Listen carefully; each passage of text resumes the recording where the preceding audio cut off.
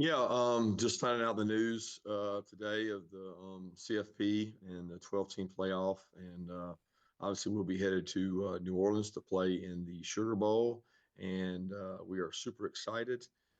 We've got great connections down there, a lot of friends and guys we've met over the years of playing there in the Sugar Bowl. So we're excited, and obviously we don't know our opponent yet, but we've got a lot of time to work on ourselves and try to get better. And that's the biggest thing right now is what's important now. And what's important now is for us to keep trying to challenge ourselves and find ways to get better. All right, we'll start with questions. Jordan Hill. Yeah, Kirby, I saw on the ESPN show you mentioned not having an answer yet on Carson's situation, but given that you guys have essentially a month to get ready for the game, just how valuable will that be if, in fact, you guys have to turn to Gunner? Yeah, I certainly think, I mean, there's no good script, right, for losing a quarterback or having to go to your backup. There's not a great script for it. It certainly wasn't a great script last night to have to do it against the number one team in the country on defense. And have to do that at halftime was tough. But this situation does give you time if that's what has to happen. I mean, there is time there, but I mean, experience is so valuable, and you can't really get experience in this amount of time. I wish he'd gotten more game experience up to this point in time. There's not a lot we can do about that right now. So we're just waiting to find out more information. And next up, Chip Towers. Yeah, Coach, just a little bit on, now you're in the Sugar Bowl. You mentioned on the show, talking about how so much of this is out of your control and especially with the way things are seeded. But I guess if you could touch on that a little bit for us, but mainly, you're going to be in the Sugar Bowl. You're playing on New Year's Day in the Sugar Bowl. There's a lot of tradition where in Georgia football history when it comes to that game in particular. Can you just talk about that?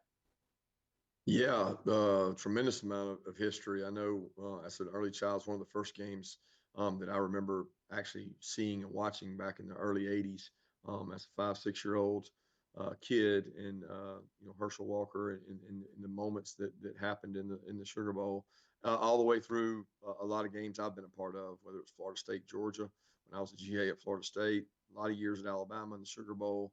I think my kids think their second home is the Sugar Bowl because they spend a lot of time there, and they're very spoiled when it comes to playing in electric atmosphere, big matchups, big games. The SEC's been paired with the Sugar Bowl for a long time, and it's got a long-standing history, and Georgia does too. All right, next up, let's go to Palmer Toms. Yeah, Kirby, you mentioned the Carson update. Just wanted to ask about Brett Thorson as well. What update do you have on his status? Don't have much. The MRI was done this morning along with Carson's, and we're waiting results on both those. All right, Allison Mastrangelo, you're up next. Hey, Kirby. Yeah, I was just following up on that because I know you said it was going to be a few hours until you got the results. So is that you thinking like later tonight, or you don't really have any idea yet at all what Carson feeling with? Yeah, again, I don't know because I'm not following. I got a lot of other things going on. They'll reach out to me once they do know something and get back to us. And just how was the mood of Carson? Did you get to see him at all? Just how was he doing through all of this? Yeah, he was at the team meeting. He was, I think he had just gotten back from the MRI, so I think he was pretty somber. Tough deal for him in terms of not being able to go out there and finish in the second half. But he's also excited for his teammates and happy that it ended the way it did. And ironically, he got to be on the field for that. All right, next up, Mark Weiser. Kirby, you mentioned you have a good amount of time before the next game. How much of your attention will be on the transfer portal, as it relates to your own players and what plans they may have and what needs Georgia might have? Yeah, that's all part of what we do. I mean, we're recruiting 26s right now. We're evaluating tape.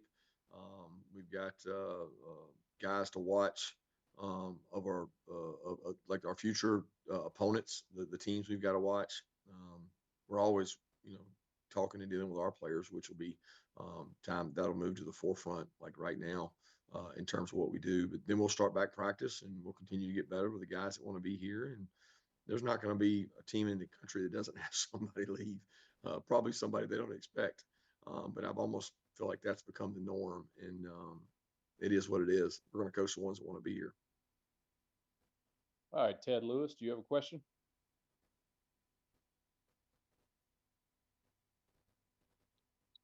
Ted Lewis, are you with us? Do you have a question? All right, anybody else who has a question, please do your raised hand and we'll get there to you. Chris Gordy, go ahead. Yeah, Coach, just curious your thoughts on these two teams. How much have you gotten to see them at all this year, and just kind of the challenge they both pose? Yeah, Chris, I would be remiss if I even commented. I mean, other than knowing Kurt Signetti and Coach Freeman, having immense respect for both of them and the way they lead their programs. I was on staff with Kurt and have competed against Marcus Freeman in his years there at Cincinnati. So I can't say a lot about them. You know, I really haven't had a chance. All right, Palmer Toms with a follow-up. Yeah, along those same lines, just what will the balance be like between looking ahead at those potential opponents versus working on yourselves, whereas in the past you've known who you're playing in this time off? Yeah, there won't be a big difference in the balance. You know, we commit 75, 80% to ourselves and growth and development and trying to get our team ready and backups ready. We're always going to be working at us, and then we're going to spend time on our opponents. And it's very similar to an off week for us where we work on 2 or 3 future opponents. We'll continue to work on 2 future opponents in this case, not knowing the outcome of the game. All right, Ted Lewis, we'll give you another try if you can connect with us. Come on, Ted. Yeah, come on, Ted. All right, Mark Weiser, go ahead.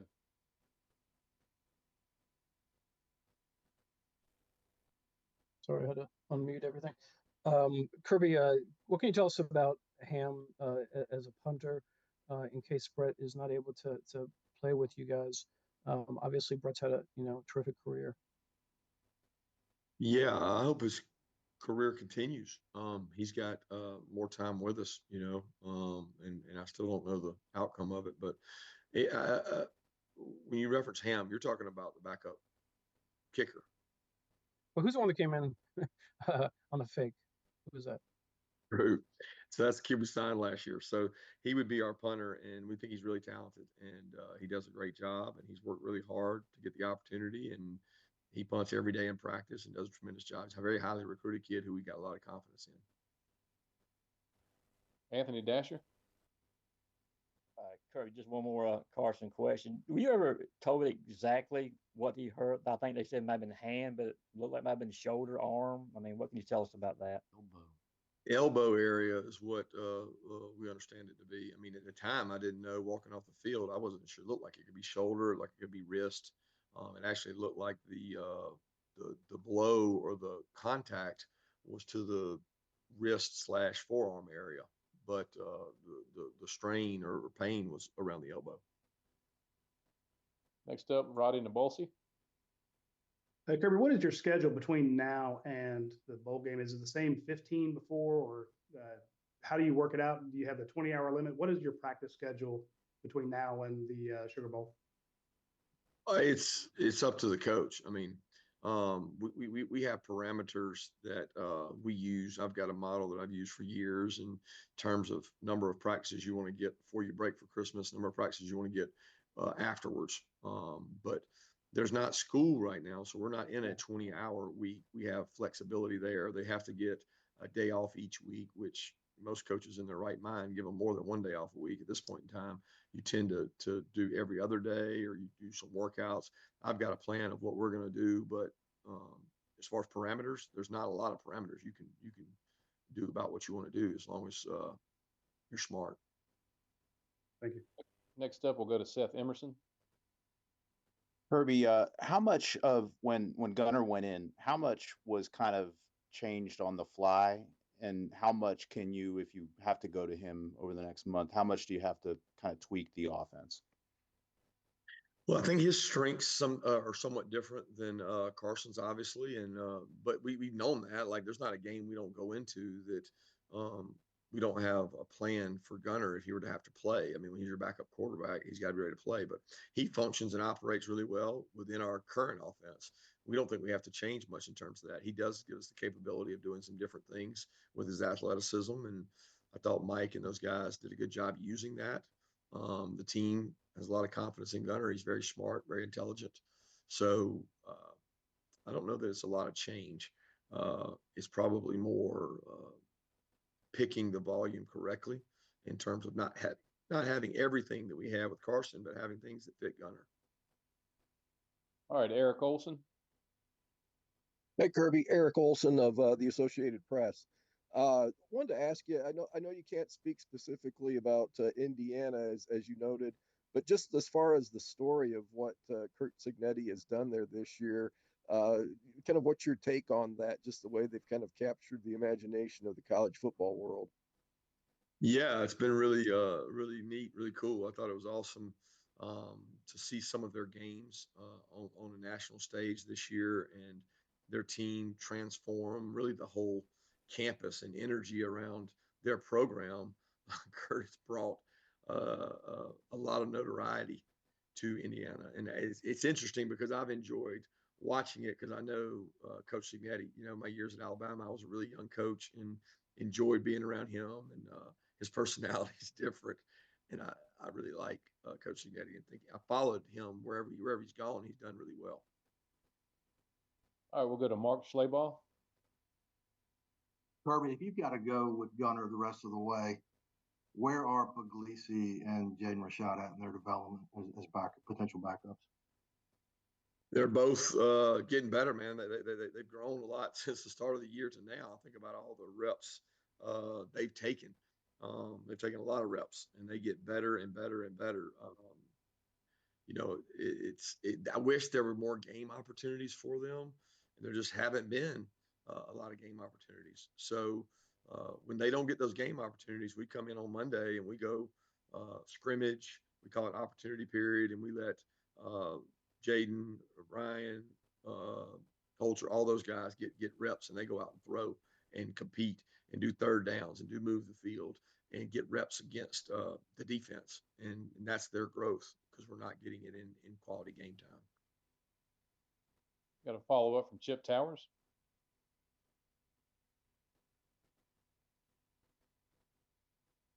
And can you hear me? Yes. Oh, thank you. Sorry about that. Coach, so much happened in that game that we're not able to visit this, but can you recap just sort of the conversations and decisions you were making on that last play that Carson got hurt? I know, you know, that with the clock and everything else, do you try a long kick? You know, what was the thinking there, and how did y'all end up deciding what you decided? The play before he got injured was the play that we wanted to set up a field goal. Most teams, including the NFL teams, when you have a certain amount of time that you feel like you can burn a timeout, catch the ball, get down.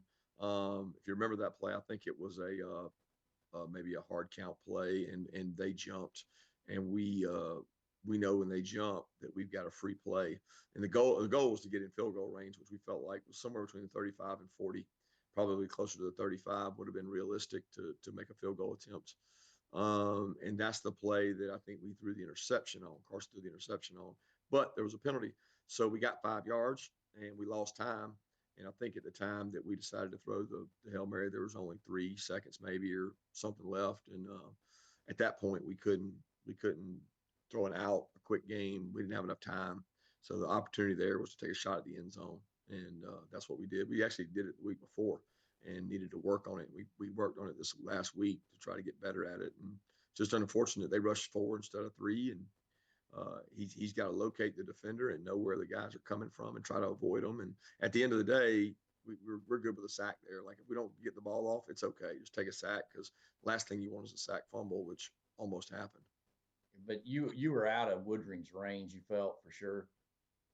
At that, absolutely out of his range. Yeah, I mean, to win a game, we could do it to attempt it, but we mark off every week in every venue we play in what you would try to win a game at versus what you would do at the end of a half. And if you remember, we had that situation against Georgia Tech, and probably had too much wind on that one. We didn't get a chance to get it to the end zone. Thank you. All right, let's go to Zach Klein. Hey, Coach, I'm so surprised Gunner held on to the ball after he got his bell rung. Did he go into concussion protocol at all? And if you did not score in overtime on that play, was he able to come back in? Yeah, he was fine to come back in. Gunner, I don't know exactly if he checked with the trainer, but when he came off the field, we were all talking to him about that he could go back out as long as he was cleared. He could return to play, and he was conscious, fine, moving around, communicating. I mean, most of the time they go into concussion protocol. It usually is a more severe targeting, or there is a indicator for Ron and his staff. And I don't even know, because I didn't talk to him. I was talking to Carson at the time, and it never came to fruition. All right, we'll go to Mark Weiser. Kirby, you've talked about how you have less depth pretty much almost everywhere than in past seasons. I wonder if you could tell us, one or two or three spots or positions that you think that you might be looking to identify talent in the transfer portal. I don't understand your question. Are there certain areas that you need to shore up when you evaluate your roster that you think, you'd like to look in the portal to see if there's someone that could help you? Yeah, all of them.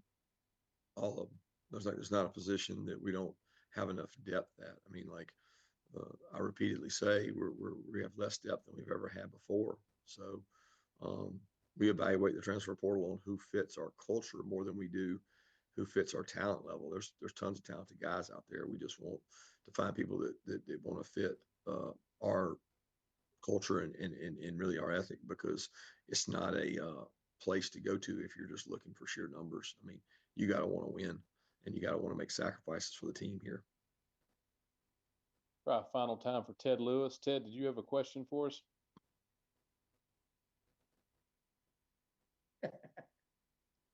All right, we'll go to Anthony Dasher. All right, hey, Coach. We obviously saw Coach Muschamp on the sideline yesterday. Did he have any kind of added impact on the game, the defensive situation yesterday?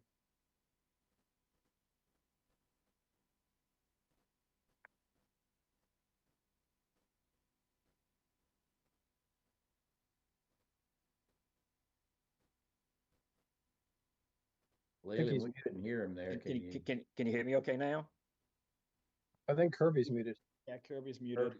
Yeah. Oh, okay. Is that it? Can y'all hear me? Yes, Yeah. sir.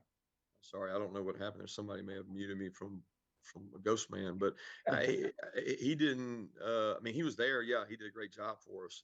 He was on the headphones. I think he felt like he needed to, because he had not been in a lot of games, so he stayed kind of apart from things, but he still helps get information and helps us out during the game in terms of adjustments and things like that. Okay, everybody, that'll be it for today. Thanks everybody for tuning in.